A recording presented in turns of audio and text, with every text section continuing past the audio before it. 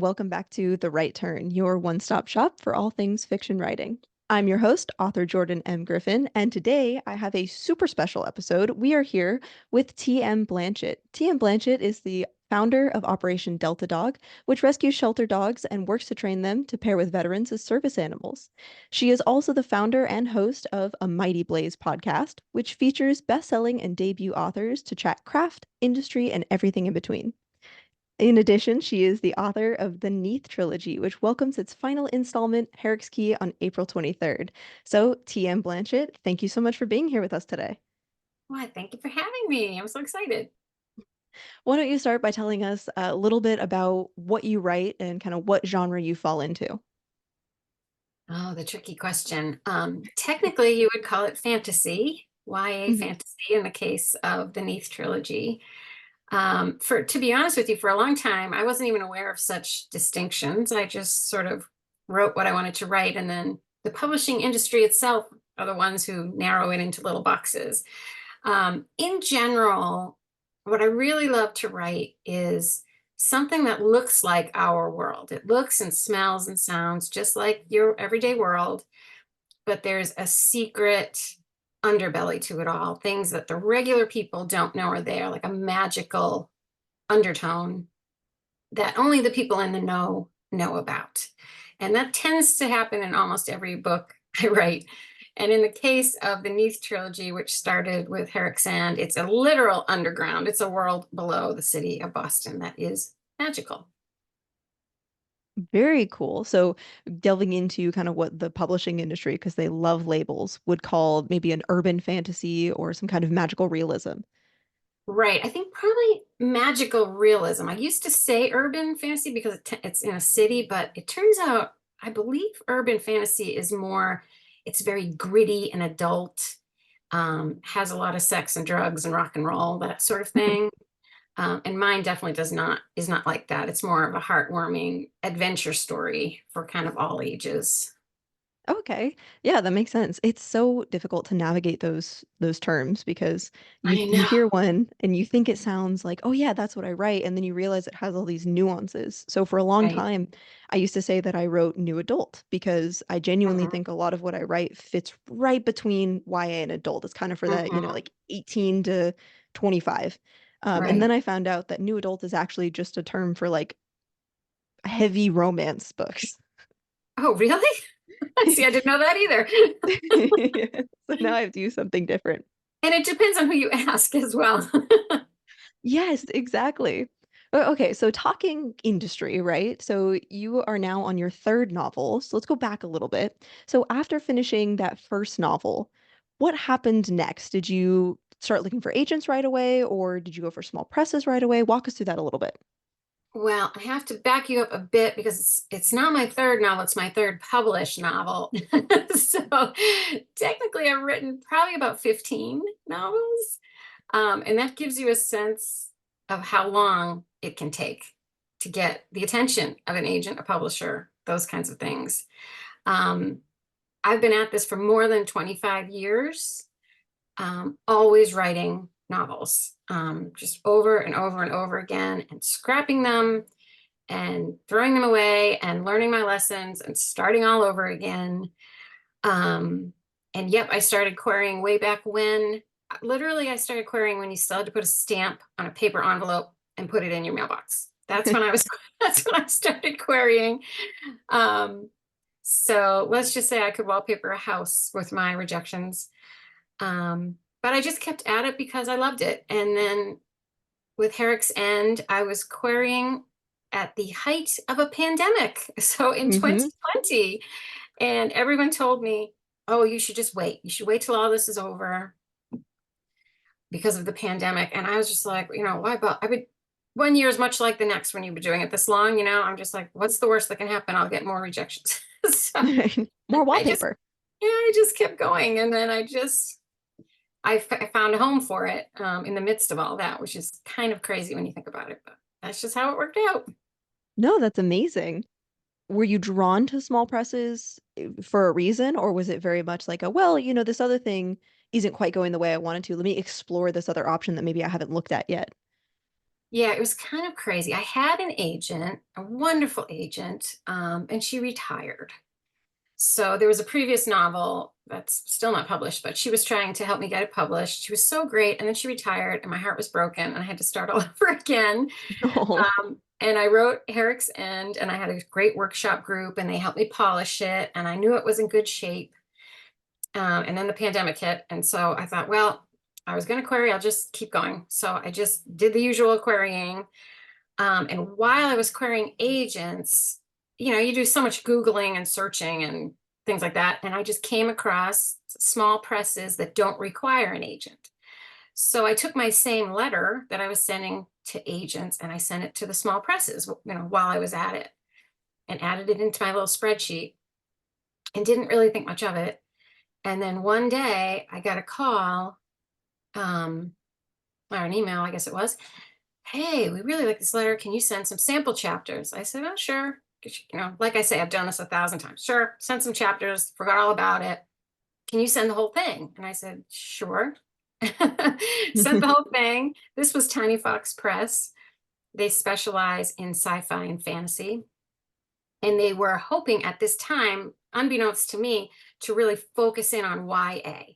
mm. They really wanted to move in that direction. So I think my story landed on their desks at just the right time when they were looking for exactly that sort of thing. And that tells you how this industry works. It's so much of it is out of your control. Um, they passed it around to the editors in the office and they reached out to me and they said, okay, we have one question.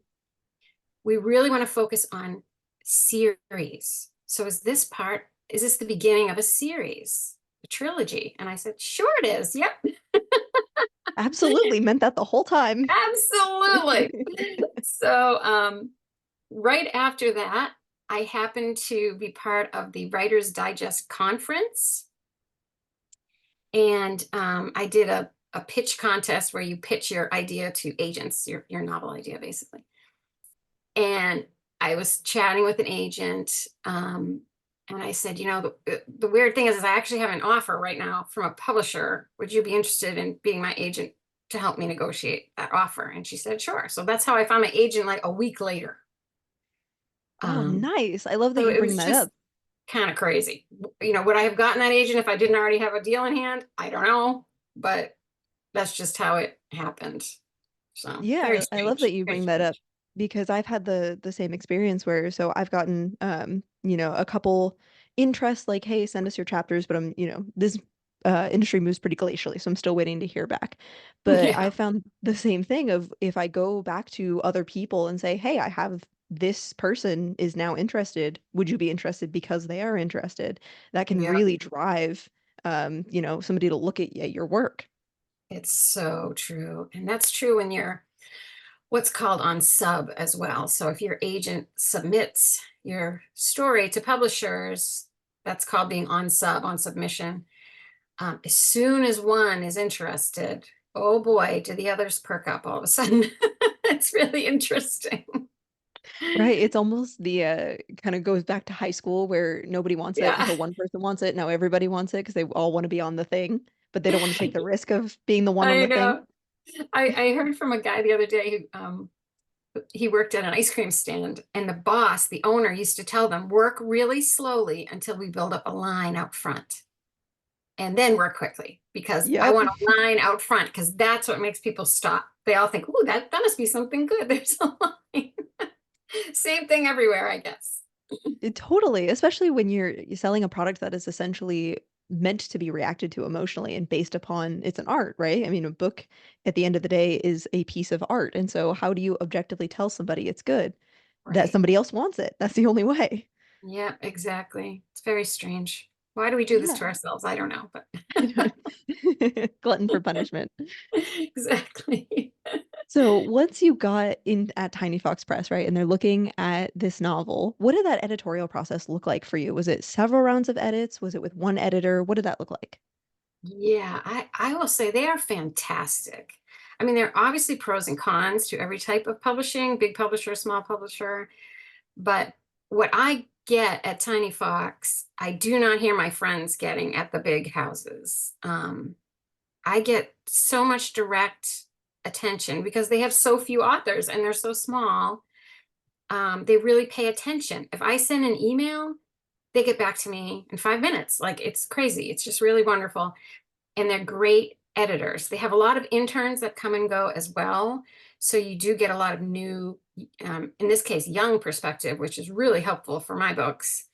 Um, so you get a lot of eyes on it. You get a lot of great feedback and opinions. And I would say it's usually at least 2 rounds, sometimes 3, but it's never crazy, crazy stuff.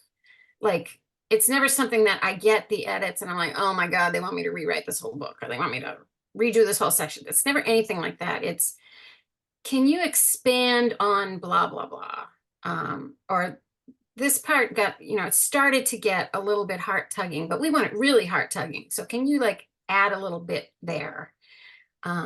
Which I find really helpful because as a former journalist, I'm very used to just the facts, just the facts. That's was drilled into me as a journalist. So I tend to write too short. I know most Mhm. writers tend to write too long and have to be edited down, but I tend to write too quickly. And I gloss over things too quickly. So they're there to kind of rein me in and say, no, let's expand on that. Let's sit in that moment for a little bit longer. And that's usually what I really need to hear because I'm never quite sure where to do that. So they've been wonderful at helping me get there. Yeah, it's almost like a boutique experience because you're working so closely with your editors and you know that these editors don't have 17 more manuscripts that they have to get through and a boss that's yelling at them to get it done in a certain amount of time. They really Right, care right. about the product. Yeah, and at the big publishers, there's a whole thing called the acquisitions team, which is basically the marketing folks. And they, I believe, they really make the decision in the end of which books to take on. They're like, yeah, we think this book will sell or it won't. So that's kind of how decisions get made at the very large publishers because they're, obviously considering the bottom line, which a small publisher is as well. But for the smaller publishers, I feel like it's a more personal thing. Like this is my business. Like what kind of stories do I want to tell through my business? My name is attached to this. So I just want the quality to be high and I want to tell the kind of stories I want to tell. And at Tiny Fox, I feel like it's very quirky, fun, irreverent, sci-fi and fantasy. That's just what they like. So they do that. And the bottom line almost seems like a secondary concern, which is kind of fun for a writer because they're really in it for the love of it. Now, are you going to get rich with the small publisher? Probably not. Never say never, I guess. But for a writer who's just sort of in it for the love of writing, it's a great place to be. Yeah, I love that. Give me just a second. My dog is scratching at the door. I'll be right back. So back to let me reform my train of thought. So this boutique experience that you have at these small publishers, do you feel like your book is getting maybe even more attention than it would in other publishing senses? It does at the publishing house with my own editors and the interns and everything. Out in the world, it's a challenge. Hmm. Um, I do find that most bookstores won't carry the book because the publisher is so small. It's a complicated thing that has to do with the discount. So when a bookstore sells a book, they buy it at a discount, obviously, and then they resell it for their price, and whatever is in between is their profit. And with the giant publishing houses, they can offer very deep discounts because they are so giant, but the smaller publishers usually can't. So the big bookstores, the Barnes and Nobles, and even your local bookstore down the street usually won't carry my books unless I ask special or someone asks special or I'm doing an event there or some particular reason. So that is definitely a challenge because as a writer, the ultimate dream, of course, is to walk into your local bookstore and see it there on the shelf. Um, but I will say you can get it online. You can get it anywhere if you really want to. So it's not like it's impossible to get. It's just you have to request it in a lot of cases. Right. And I do have just this week, I got a bit of exciting news that there's going to be an audio version of book one, Herrick's End. They're just starting to make it right now. They hired a narrator and they got the sound studio and all that stuff. So, um, Congratulations. thank Oh, now you. I'm excited for you. It's like a dream come true because I listen to most books audio. That's how I do most of my reading while I'm walking the dog or doing my errands or whatever. So I've always, the fact that someone could download my book and listen to it on their dog walk is just thrilling to me. Absolutely. Well, and that's where I was going to go next is to say that I am definitely a brick and mortar person. I want to walk into a bookstore and see my book there, of course, like you said, every author's dream.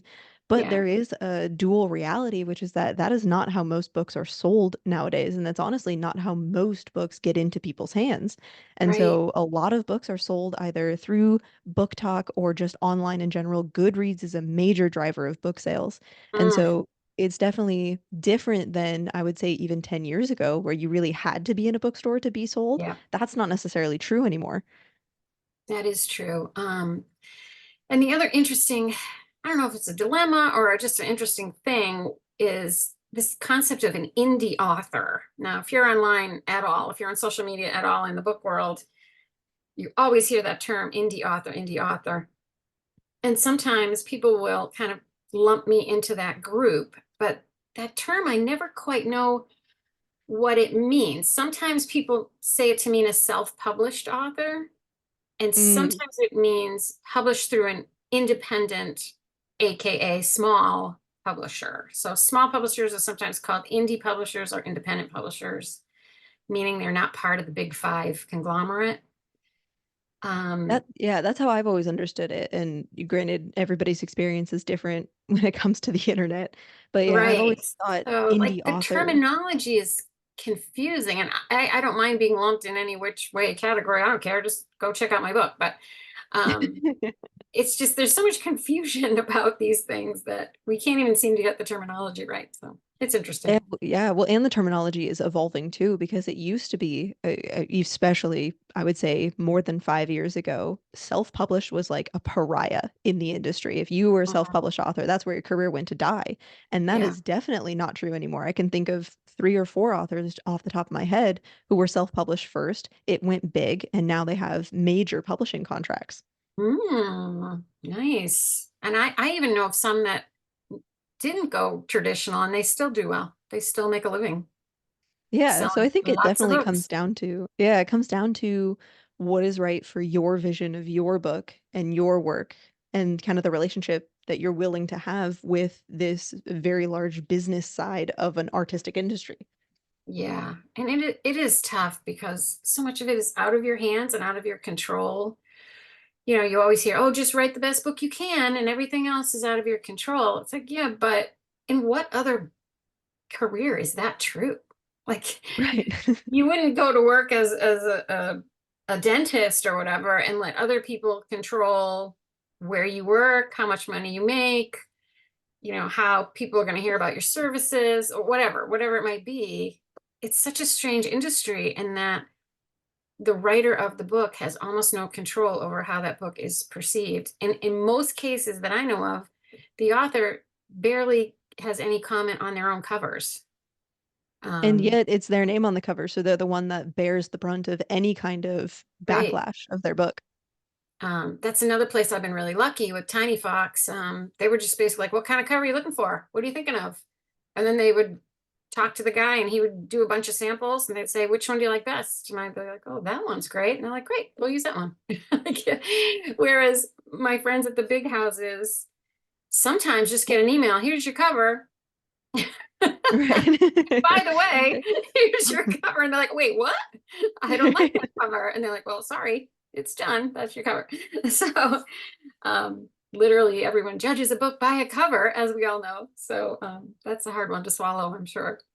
Absolutely. Well, and one thing that I've heard from, again, a lot of the people that I know that get these really traditional, really kind of narrow publishing contracts is very often they don't have control over what the edits are. So there's no pushback. Mm, Like there's a little bit, but there's if one of the editors comes back and says, "Hey, we don't like this character, and this is mm, how we want it to be changed," and that's obviously an egregious example, but it's like you do it or you lose the contract. And I feel like that's not necessarily true at these smaller presses where it's much more of a give and take, much more of a, Yes, hey, let's talk about why, and then maybe we can come to a compromise. definitely. They usually say something to me like, "Oh, we'd really like it to be more like blah blah, but if you feel strongly, we'll leave it." Like that's Hmm. generally how, but I usually take their advice because they know what they're talking about. So if blah blah is the answer, then let's do blah blah. And it Right. always turns out better for it, which I find is true of most feedback.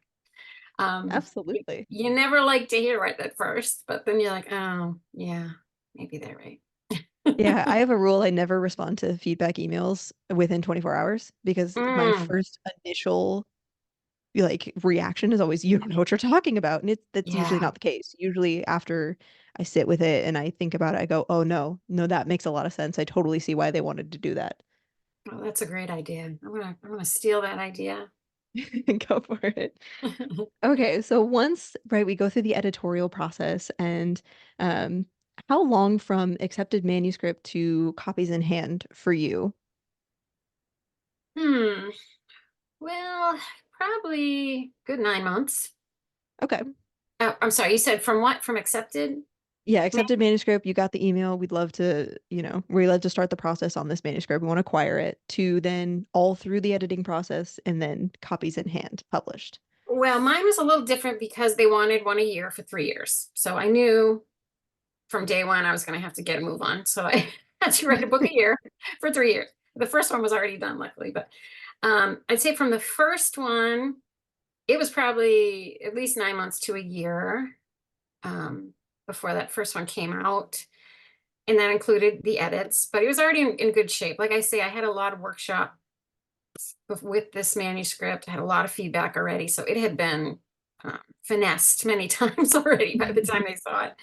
So there was just some pretty light edits at that point. And then I was really just frantically getting to work on book two. So Right. book one came out in May, and then the following year, book two came out in March, so less than a year actually. And then this year, book three was coming out next week, April. So it's pretty evenly spaced by 1 year, but that's unusual. I think most people have 2 or 3 years between books.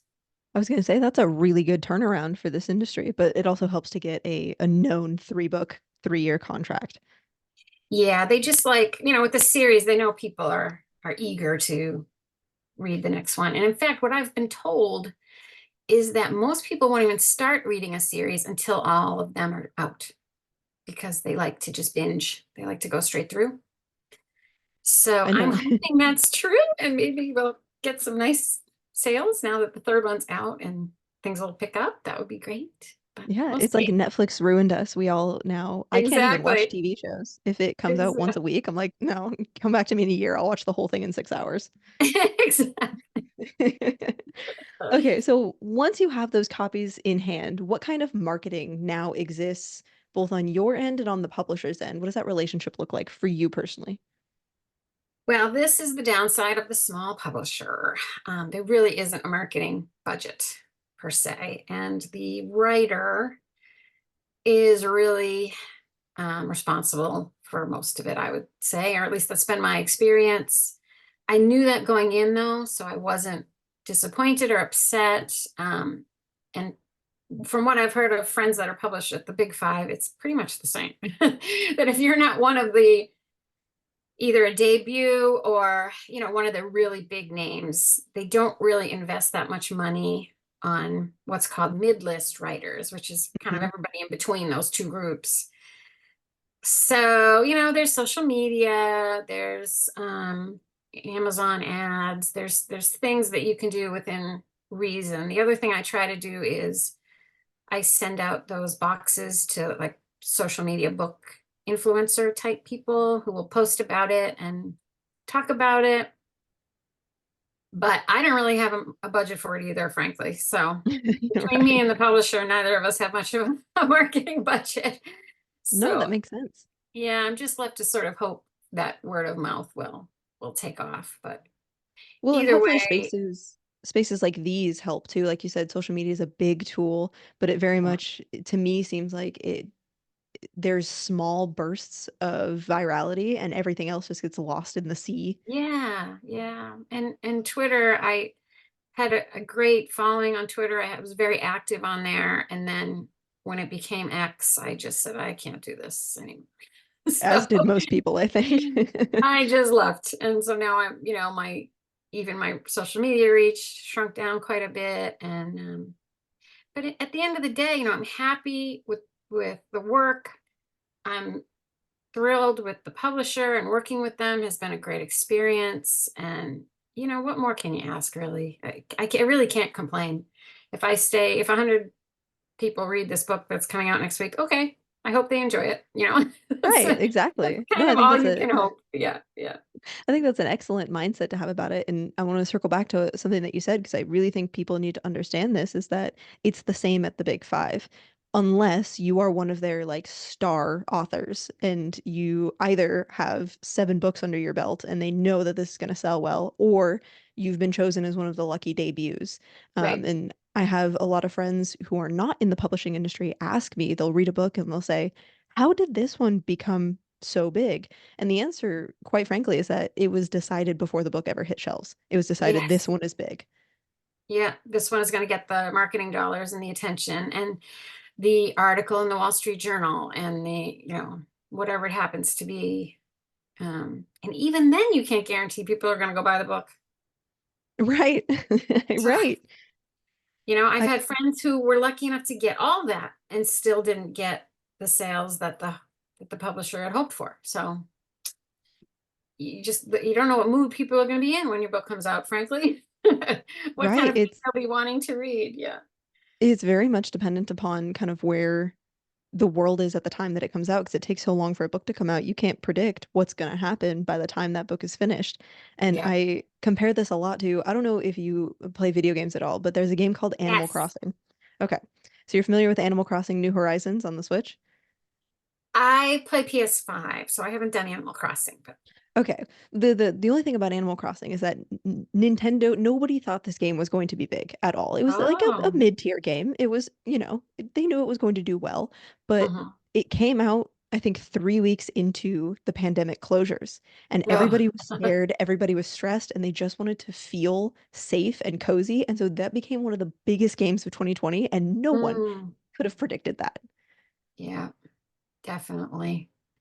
You just can't control that sort of thing. And cozy is what you want. Cozy is what you're going to find. You're not going to look for a murder mystery or something. Exactly. And I feel like publishing is the same, where sometimes the world is in upheaval and everybody gravitates to safe, cozy, either cooking cookbooks or cute fantasy. Legends and Lattes was big during the pandemic, and now that we're kind Hmm. of on the other side and you know things are a bit up in the air, I think people are gravitating more towards like gritty, dark fantasy. Yeah, that's definitely true on TV, isn't it? Yeah. It's hard to find anything funny on TV anymore. It's really a challenge. Oh my goodness, I know I miss Modern Family and just the cute, feel good. I'm gonna watch this for Yeah, 30 minutes and kind of forget about things a little bit. right. We used to like try to watch something like that right before bed. So you go to bed on a just a nice, happy note. And now you're like going to bed after watching people being ravaged by a serial killer. You're So right. it's like, oh, great. Good, happy dreams. It's so true. So now that you are a little ways into this publishing process, right? You're on your third book of a trilogy. What do you wish that you knew then that you know now? Hmm. I will say I sort of killed myself when that first one came out. I'm like, I'm gonna make everyone on planet Earth aware of this book if it kills me. Hmm. So I spent a lot of just my personal money. I spent almost all my time. Um, I was either writing book two or I was promoting book one. Um, and I overdid it. I definitely overdid it. And it didn't, what's that? ROI, return on investment. I did not get Hmm. my ROI.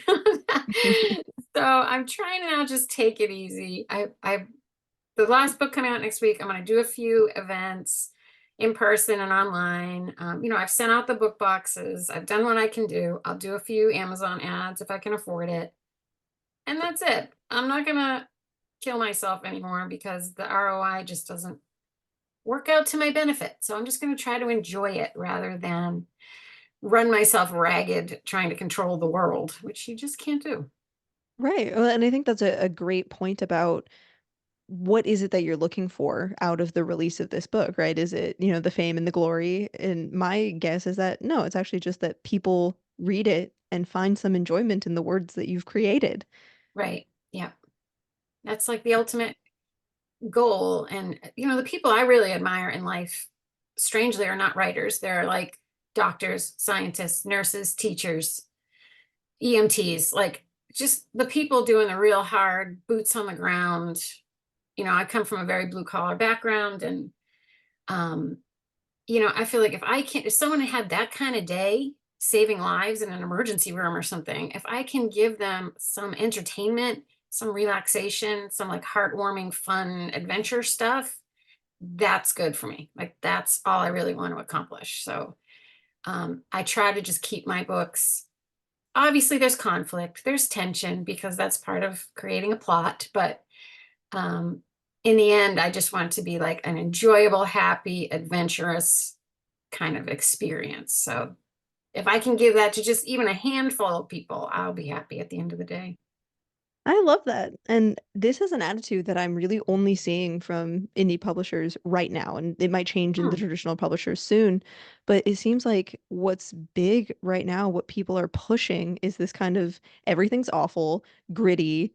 There's Mm. a romanticy something in there somewhere, but like the awful characters doing awful things. Right. And Yeah. I kind of miss this, hey, maybe we just read to have fun and maybe we just have a good lighthearted story that doesn't have to be too complicated and just takes Yeah. us away for a little bit. And the other thing, I'm not into romance myself, romance books or plots. I mean, my book has some in there. There's a love interest, but um, and I just don't see enough books where that's the case. So I really wanted to kind of do that as well. I'm not against romance. I'm in a 25-year marriage. I love romance, but I like adventure stories more than that. Um, and in particular, the new stuff I'm working on is more a female character who has an adventure, who solves a mystery, who solves a problem, and it has nothing to do with a love interest or getting a guy or any of that. So I do feel strongly about that as well. And I wish there was more of that, of more female characters just doing stuff for themselves, by themselves, without it being about a love interest. So that's the Yeah, hill no, I'm gonna die on, apparently. I know I totally agree with that. And I do enjoy romance in my novels or what I read and what I write, but definitely as like a C plot, maybe a B Yeah, plot. Like yeah, something else should be going on and there should be something else that is at stake rather than just will they, won't they? right. And don't get me wrong, I do read rom-coms. I enjoy that kind of stuff. I have nothing against it. I've even read romance books. I think every type of book is useful for a writer. You can learn something from every type of plot and every type of book. But just for me, you have to spend a year or 2 years with this story. It's just not enough to keep me interested at the keyboard every day. Like there has to be something a little more fantasy-like or the magic or otherworldly, I guess, is sort of Well, more yeah. what draws my interest. That goes into genre too, because, if I read a romance book, that's fine. I like a romance book. I know what I'm getting into. But when I open a fantasy novel and it's basically a romance with some kind of thrown in fantasy element, I feel Hmm. kind of lied to. Like I have, Yeah, like I picked up a fantasy book for a reason because there are things that exist in the fantasy genre that I want to happen. And it doesn't have to be a J.R.R. Tolkien, we're going on an epic quest for 3 years. But right. something should happen. There should be something more at stake. And I feel like, especially lately, perhaps that is not necessarily the case. Well, now they have the newish romantasy, they're calling it, but which Hmm. I like because I like truth in advertising. Like you say, I want to know what I'm getting. You know, if that's what I want, great. If that's not what I want, then don't call it something else. Yeah, I think especially as things move more digital and more audiobooks, there should be like tags. You know how you can sort by tags, like on a fan fiction website or something? Yeah. And so you can just say, hey, I want it to have adventure and romance and this, and you can just sort by tags that way. Oh, that'd be great. There must be somewhere you can do that. Right? Hmm. That way you know what you're getting. Goodreads? Does Goodreads do that? I'm not sure. Hmm. Maybe, but I've been There's lied a to by new one Goodreads so many actually. Have times. you heard of Shepherd? No, Um, I haven't. Shepherd, a guy, I forget his name. He started it as a competition for Goodreads because he didn't like the nastiness that happens on Goodreads. Mm-hmm. So he started Shepherd, and I really like it. And they let writers make top five lists. So I got to make a top five list. The one I picked was the top five books where truth is stranger than fiction. So they were all like Ooh. nonfiction. Um, and then obviously they put your book at the bottom. So, and then if you choose a book on there, I think you get similar books like listed under it. Kind of in a way Amazon does, I guess, but it's more just for book people. So yeah, that's looking really interesting. And I feel like he sends out newsletters, and I feel like he mentioned something about what you just said about tags, or they're trying to develop a way to make it much more specific. Like you can find very specifically what you're looking for. Yeah, and I feel like this goes back to the author publisher relationship where whenever an author describes their book, I feel they do it really well. They know what genre they're publishing in, they know what the tropes are, they know how to describe their book.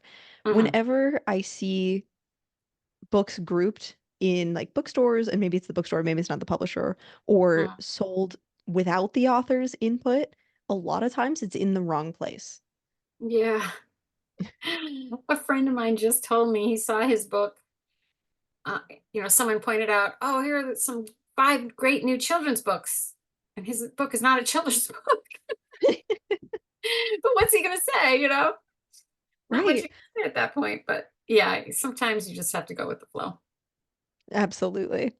Well, I think that is all my questions for now. So that went pretty fast. Thank you so much Oh for my being here. goodness, it did. Anything, anything that you'd like to add before we get to the plugs of maybe anybody who is interested in getting their foot in the door in this industry? Any advice you would have for them? Um, Go to conferences if you can. I know that's really hard for a lot of people in a lot of places. But if you live near any accessible type of conference, I highly recommend it because that's where you'll meet in person people who love what you love, who do what you do. It's been really invaluable for me. I happen to live in the Boston area, which I'm very lucky. There's a lot of that sort of thing here, but I know they're all over. And I have done virtual conferences, places, other parts of the country.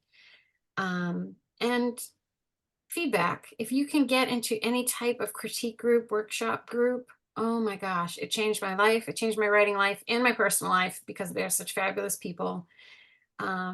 And just like learning how to take feedback that's given in a generous, warm spirit is invaluable. Well, thank you so much.